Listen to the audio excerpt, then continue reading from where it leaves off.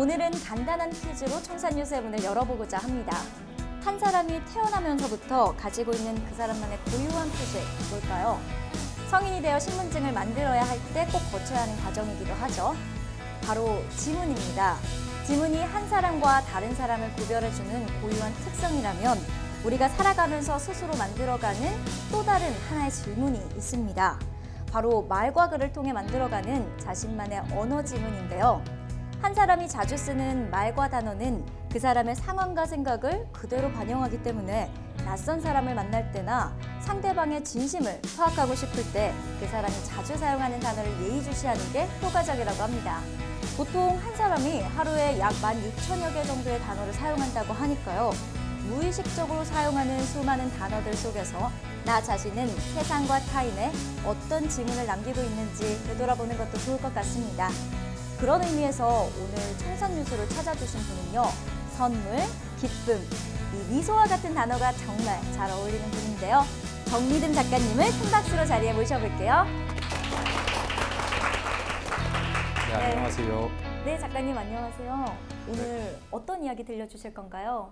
저는 여기 앞치마를 보시면 아시겠지만 제가 요리하며 세계를 여행한 이야기를 할 건데 첫 번째 시간에는 제가 왜 요리하며 세계 여행을 하게 됐는지에 대해서 말씀드릴 거고요.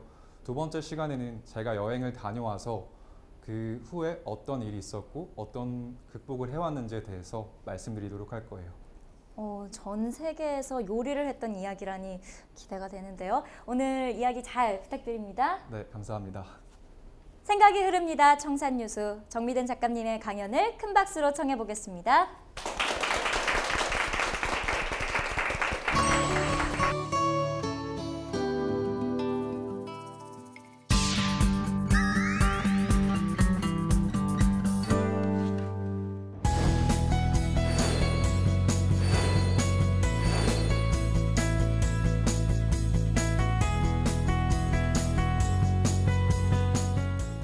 네, 안녕하세요. 행복한 미소를 선물하는 요리사 정미듬입니다.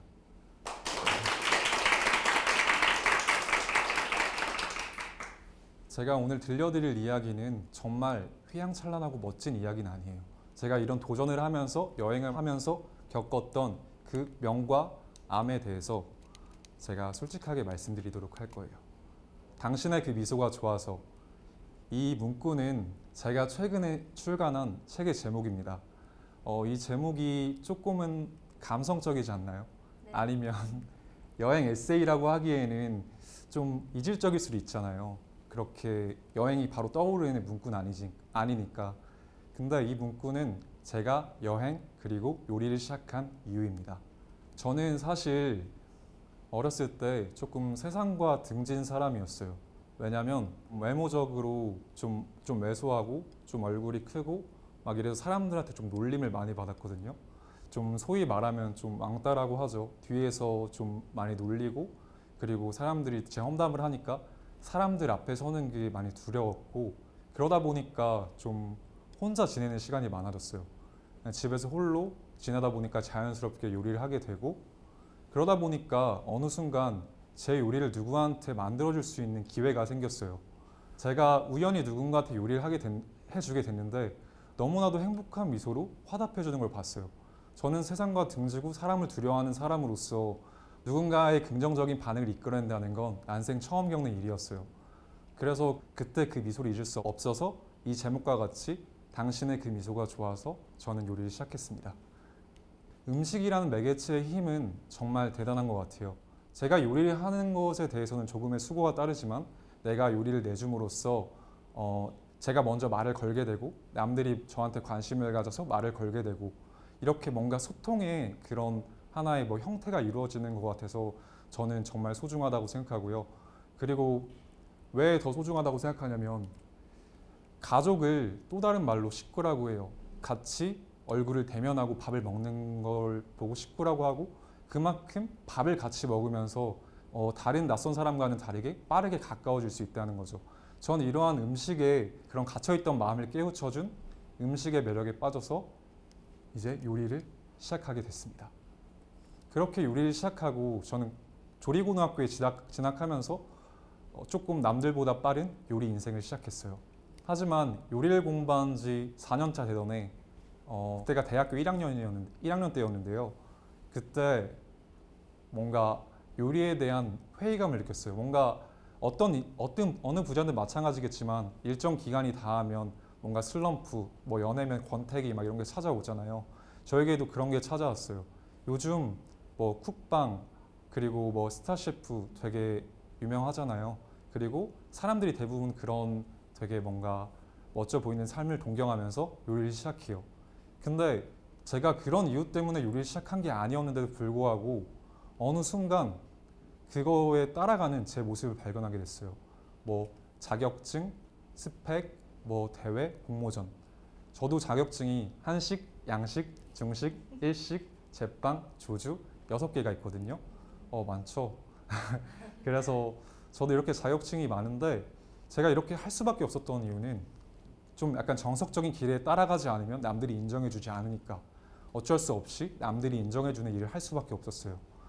그렇게 됐는데도 불구하고 소위 말하면 금수저여서 돈을 많이 지원받고 뭔가 백이 있어서 저를 뛰어넘는 아이들, 그리고 저와는 달리 선배님들이나 선생님들한테 이렇게 아부를 잘해서 뭔가 기회를 얻는 아이들, 그리고 조금씩 저의 초심을 잃어가는 저의 모습 때문에 저는 요리에 회의감을 느꼈고, 그렇게 좋아해서 요리를 시작했지만 저는 더 이상 요리가 하고 싶지 않아졌어요.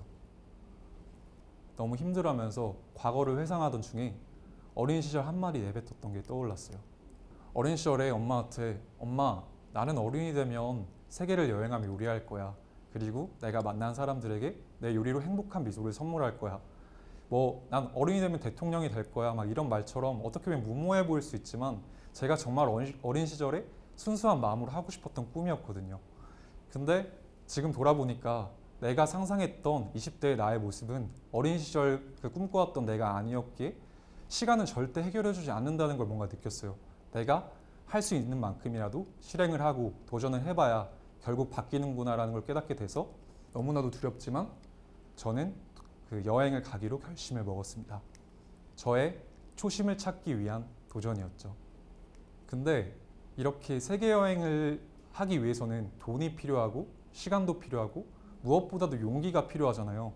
저는 뭐 사람도 두려워하고 그렇다고 뭐 외국어를 잘하는 것도 아니고 금수저 집안도 아니고 해외에 한 번도 나가지 못 해본 비행기조차 안 타본 그런 용기가 없는 사람인데 어떻게 했느냐. 사실 이런 여행이 있기까지 약 3년이라는 시간이 있었어요. 뭐 한 번에 되는 건 없어요. 그렇게 큰 꿈이 이렇게 이루어졌다 저는 말하고 싶지 않고, 이번 강연에서 말하고 싶은 거는 모든 게 스텝이 있고 단계가 있으니 그것을 꾸준히 하다 보면 나의 그 꿈의 목표에 가까워질 수 있다는 것을 얘기해 드리려고 해요.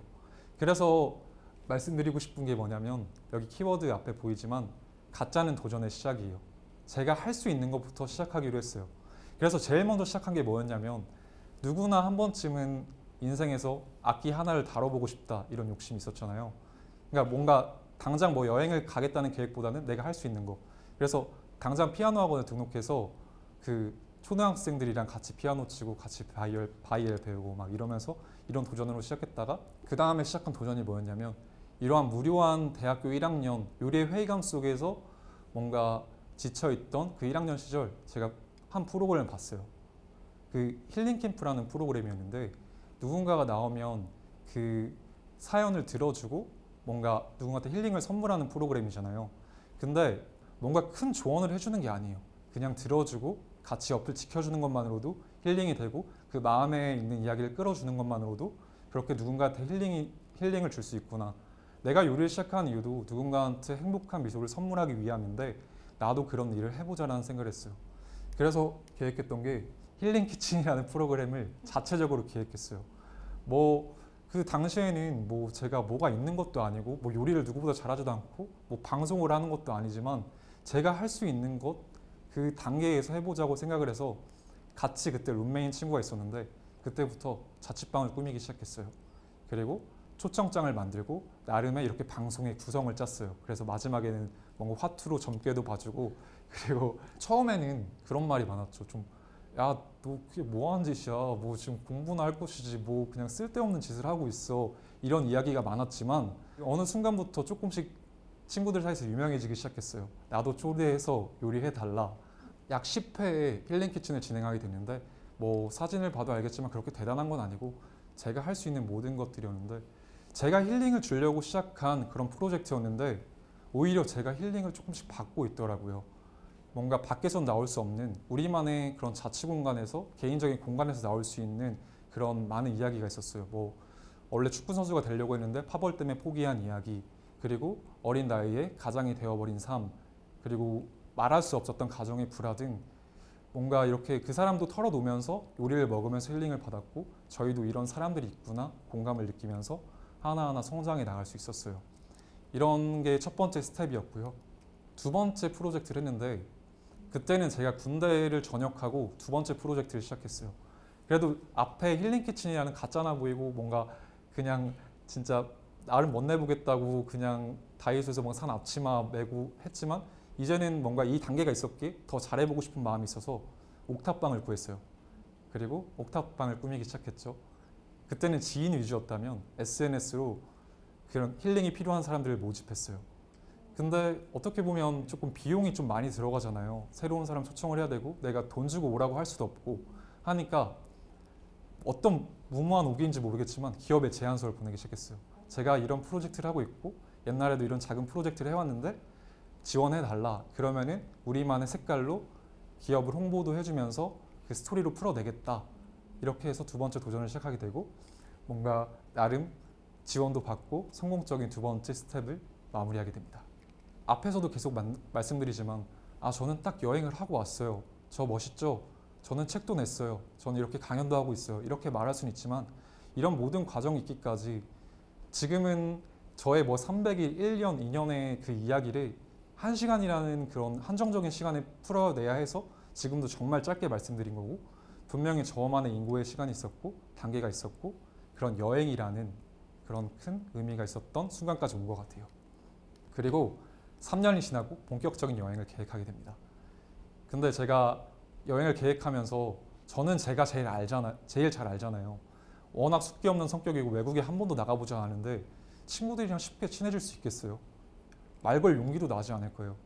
그러던 중 군 시절에 그 어떤 작가분의 책을 읽게 됐는데 펜팔 친구를 만나기 위해 떠난 여행이라는 책을 읽게 됐어요. 그럼 펜팔을 하면 서면으로라도 조금 친해지면 더 가깝게 다가갈 수 있지 않을까? 그렇게 해서 펜팔을 시작했고 해본 사람은 알겠지만 근데 지속하기가 쉽지 않아요. 1개월 이상. 근데 6개월 이상 지속했던 친구가 있어요.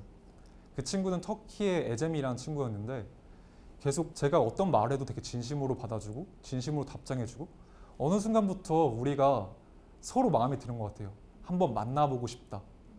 원래 제가 전역 후에 100일의 여행을 계획하고 있었는데 그 계획에 없던 행선지에도 불구하고 바로 비행기 티켓을 예약했어요. 왜냐하면 미리 끊어놓지 않으면 그때는 두려워서 못 갈 나를 내가 제일 잘 아니까 일단 이번 여행의 최선의 선택이었죠. 그렇게 그 당일이 됐습니다. 근데 가기 전까지 너무 두려운 거예요. 한국에 모르는 사람 만나는 것도 너무 두려운데 그 타지에 모르는 사람을 아무리 서면으로 알았다고 해도 믿음이 간다고 해도 만나기가 쉬울까요?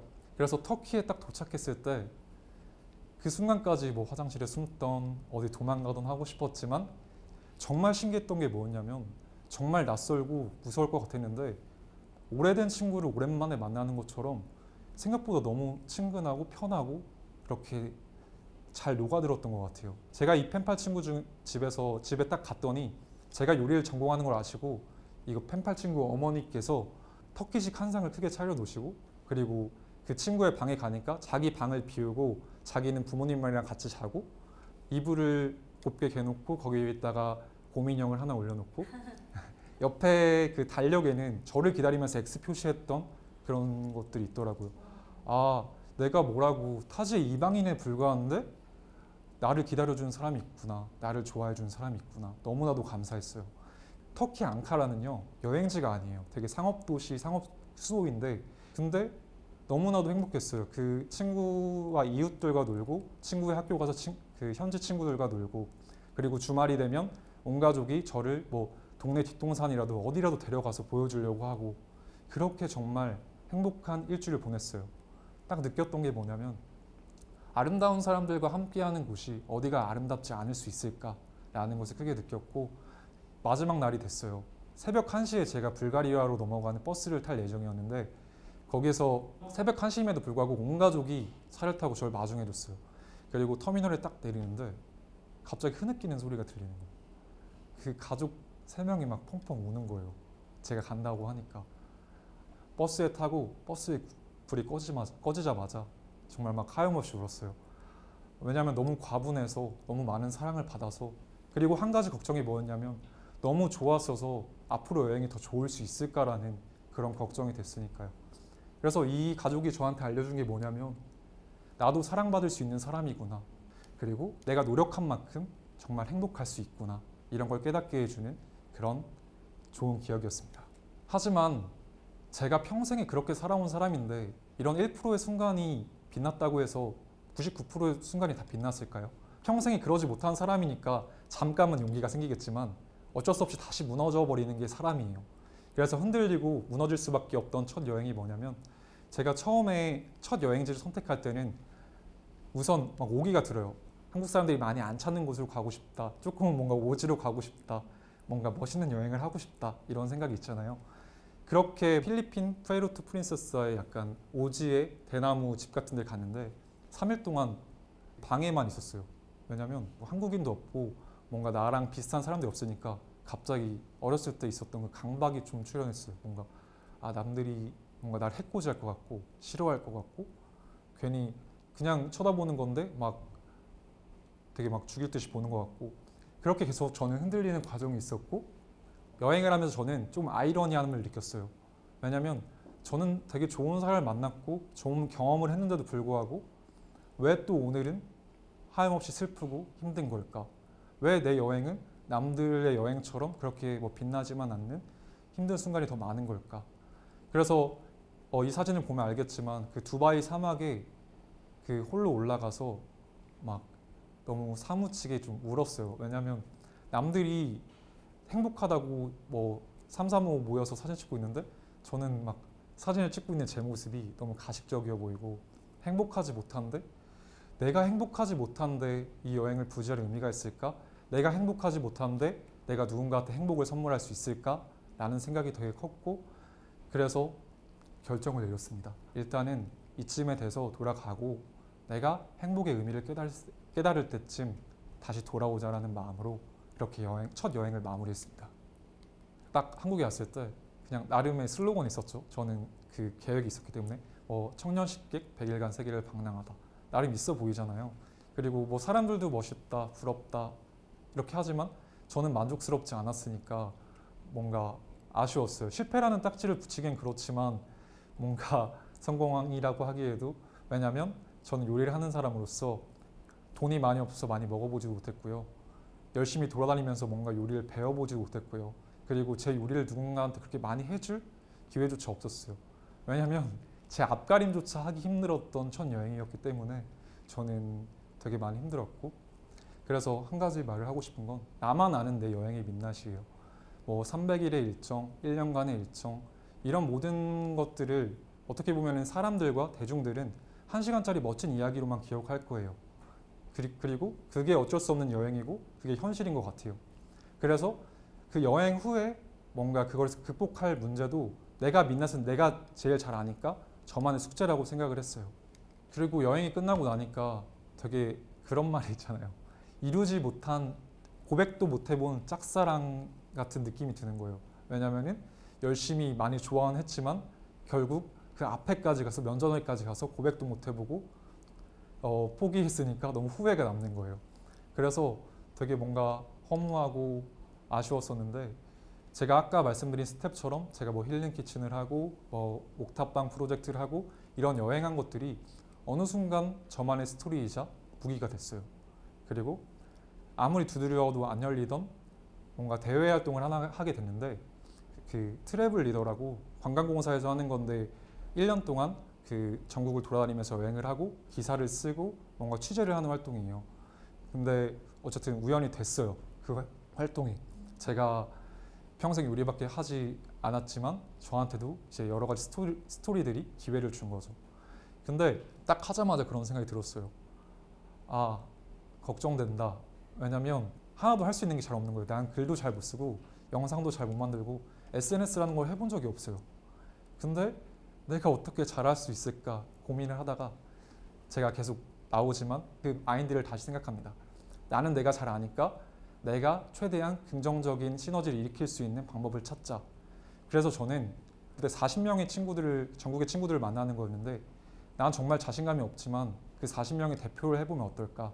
그러면은 책임감이라도 그게 만약 족쇄가 되더라도 내가 그 사람들께 먼저 다가가고 가까워질 수 있는 계기가 되니까 그렇게 같이 오래 지내다 보니까 그런 사람들의 능력들을 저도 하나하나 흡수하고 있는 거예요.